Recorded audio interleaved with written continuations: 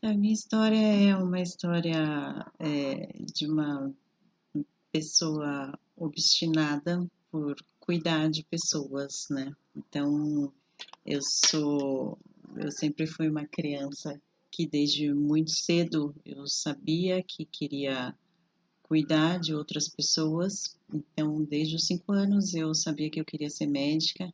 E eu tinha essa obstinação, eu tinha esse desejo fortíssimo, né, em mim que eu queria cuidar de outras crianças. Então, eu entrei no colégio muito cedo, né? Eu fiz o primeiro ano com 5 anos e precisei até de uma autorização especial do Ministério da Educação na época. E eu fiz tudo muito precoce na minha vida, né? E por conta disso, por conta dessa obstinação, dessa determinação que eu tinha de ser médica, não era nenhum sonho, era uma determinação que eu tinha mesmo comigo de que eu tinha que ajudar outras crianças. E aos 16 anos eu passei então para a faculdade de medicina. Foi até uma coisa inesperada, entre aspas, né? Porque eu não fiz cursinho, mas eu meio que vivia para aquilo. Eu tinha isso tão claro na minha cabeça que era um, seria um processo, se não fosse naquele ano, seria no próximo, enfim, era um propósito meu. E daí eu ingressei na faculdade, cursei os meus 6 anos de medicina, né? Então a carreira do médico você faz 6 anos, e aí depois do sexto ano você opta pela sua residência, que seria a sua especialização. E eu tinha na minha cabeça até então que eu faria pediatria, que eu entrei na faculdade para isso, né? Para ser pediatra, que a minha ideia era cuidar de outras crianças, como eu disse, desde pequena.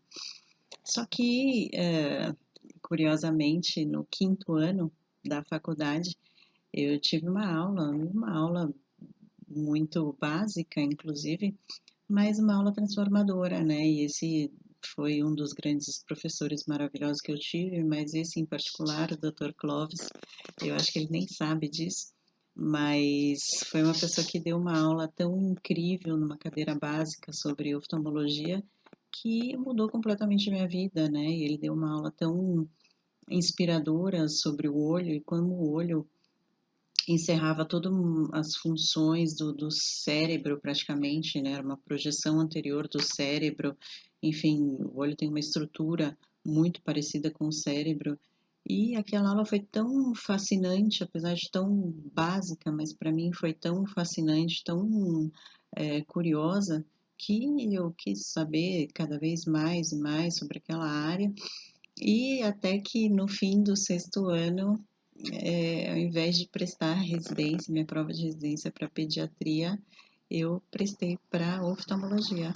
E aí eu passei também na residência para oftalmologia e fiz os meus 3 anos de oftalmologia por conta dessa aula maravilhosa que eu tive desse professor ainda, né, cursando a faculdade, né? Então isso foi uma das minhas grandes inspirações também, né? O quanto isso serviu também para mim durante a vida, o quanto uma boa aula pode inspirar e até mudar a vida de outras pessoas, né? De outros jovens médicos. Isso para mim foi uma grande lição porque os residentes ou para todos os fellows que eu dei aula, enfim, para todos os mais jovens que eu sempre dei aula, eu sempre busquei dar as melhores aulas possíveis, até mesmo para os meus pacientinhos, né, os pequenininhos que eu atendo hoje, eu sempre tento ali falar alguma coisinha, eu sempre tento pegar um mediquinho para mim, assim, eu sempre tento fisgar